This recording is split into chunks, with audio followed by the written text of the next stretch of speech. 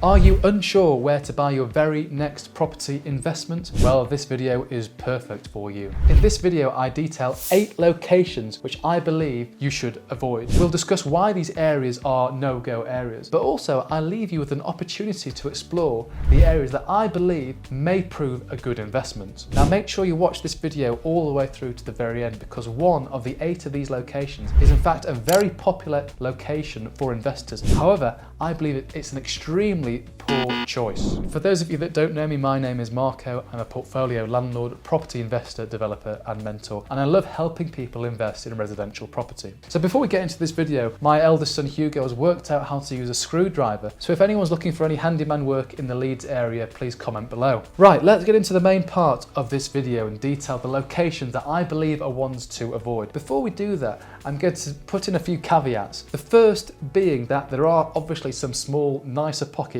in some of the areas that I'm going to describe, and that's something we have to recognise. Secondly, if you are a local from this particular area, you may have the inside knowledge that, say, out-of-towners don't, and you can use that to your advantage. Third and lastly, that if I came across an incredible opportunity, a really good deal, let's say it was 30% below market value in one of these areas, then even I would be tempted to go for it. You know, I'm not putting a blanket ban on these particular areas is what I'm trying to say. So with these 8 locations, we can divide these into 3 general areas, and the first being the northeast. And there are some particular areas of the northeast that I would avoid. Places like Hartlepool, Peterlee, Bishop Auckland, Durham, and those types of cities and towns. Now in some of these areas, you can buy a house for £50,000. I mean, that is absolutely nothing for a property in the UK. And you may think this is a positive thing, and it can be in some respect, but for an investment, I'd argue it's really not what you want to be investing in. And one reason why is mortgage lenders don't like these cheap, low-value properties because they're just not willing to lend on them, because they can't make sufficient money to make this worthwhile. So most lenders have a minimum value that they lend, and you need to be buying a property that's kind of £70,000–£80,000 to hit that minimum value. As I said, some of these properties can be around £50,000, so you're going to struggle to get a standard buy-to-let mortgage. Yes, there are some niche lenders that will lend, but the rates are very expensive simply because the loan amount is so small. Now what this means is, because we can't use mortgage and we have to use cash, is it the best use of our cash having 50 grand tied up in a property? Essentially what we were receiving is our net yield, and I'd argue that's not a very good use of our funds. We want to be, in some respects, leveraging our capital to increase our return on capital employed. Now another reason why I particularly don't like these towns and smaller areas in the northeast is because the capital outlooks are really dire. I mean, even if we look at the past and look at the capital appreciation of the past, it's really been poor and worse than average. So yes, you can get a house for £50,000, but is that house going to appreciate in value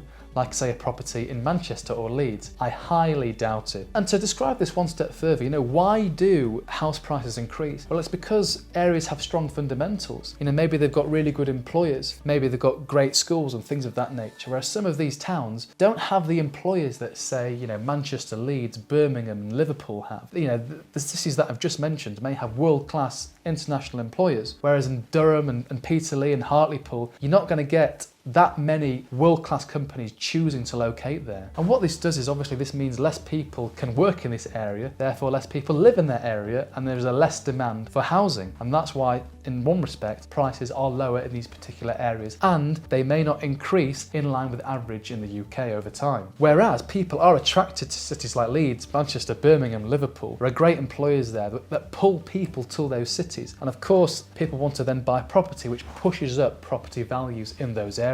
So to recap, in this particular area of the northeast, I don't like investing here because prices are too low and capital outlooks, in my opinion, are going to be less than average going forward. Now, if you are getting value from this video, please do consider hitting that like button. It will promote this video to other like-minded people. So that's the northeast. We're going to go now to the next area, which is parts of the northwest. And in here, I include Blackpool, Barrow-in-Furness and Birkenhead, to name a few. Now, don't get me wrong, there's some amazing places to invest in the northwest. However, there are some places that I believe you should avoid, especially Blackpool, and we'll come on to why that is very shortly. So similar to the northeast, property values in some of these smaller towns are on the lower side. Not as low typically as the northeast, but on the lower side. And this is often associated with a higher yield, and investors get lured in by a very high yield. For example, you could find anywhere in Blackpool and it would give you an 8, 9, 10% yield. That's fairly normal and quite easy to find on the open market, but that comes at a severe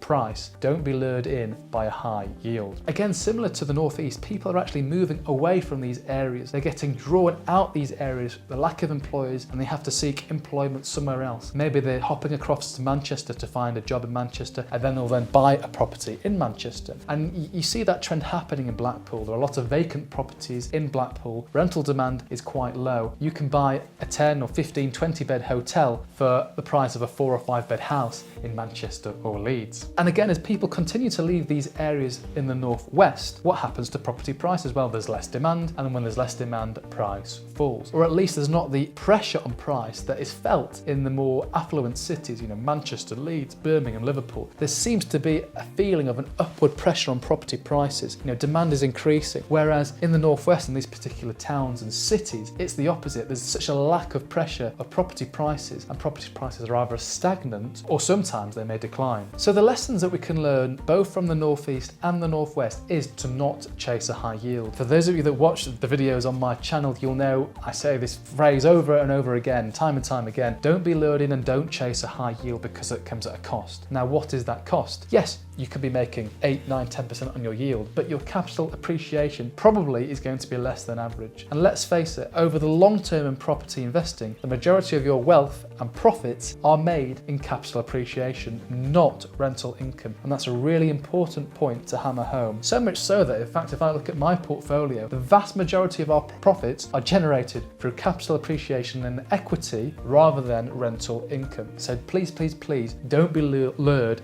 and don't be fooled into chasing a high yield. It may not work out for you in the long term. Now, without wanting to contradict myself, we actually came across a really good deal in Birkenhead a couple of years ago, which we posted out. And if you want to be privy and get access to these great below market value property deals, then consider signing up to our email list. The link is in the description. It's completely free and everyone on the list gets first access to the deals that we come across. Right, so we've discussed the northeast, we've discussed the northwest, and within those areas I've given you 7 places to avoid. Let's come on to the finale, the number 8, which actually is a very popular location for investors. However, I really believe it's a poor area to be investing in, and that is London. Now, this may shock some people watching this video that I believe London is a poor place to invest in, but there's a few reasons. And firstly, if we just look at some past data, if you look at the capital appreciation and the price growth of flats in London in the past 10 years, it's been minimal, literally single digits. It's been absolutely minimal over those whole 10 years. Now, London has a lot going for it.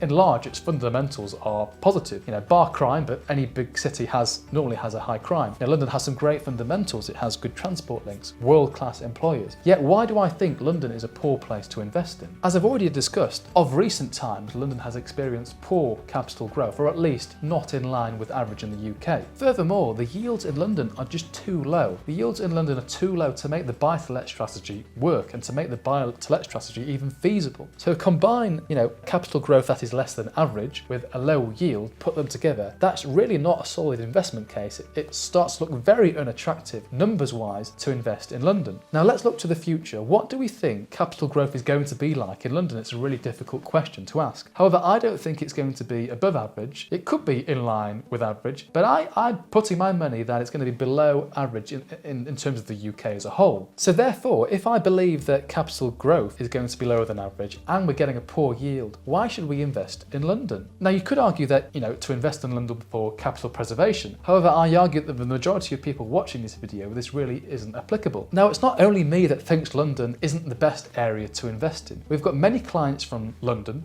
that live in London who pay us good money to either find properties up north, or they're getting into property and don't want to buy in London because they also don't believe it's the place to invest and they're looking further up north. And on that note, if you are looking to invest in property and you want someone there to give you a second opinion, someone to hold you accountable but also teach you all the tricks and tips to scale a property portfolio, then consider booking a call with me. The link is in the description. So to summarise, I've given you 8 areas to avoid, and these areas in no particular order are Durham, Bishop Auckland, Hartlepool, Peterlee, Blackpool, Barrow-in-Furness, Birkenhead and London. Now, I'd like to hear your opinions. Do you disagree with me in any of these locations? Or in fact, do you have any other locations that you'd like to share that you believe are ones to avoid? Please do comment below, and as you know, I respond to all comments on the channel personally. So what to watch next? Well, I recently made a video which is the reverse of this video in terms of where to invest, where I believe are going to be good places to invest this year. And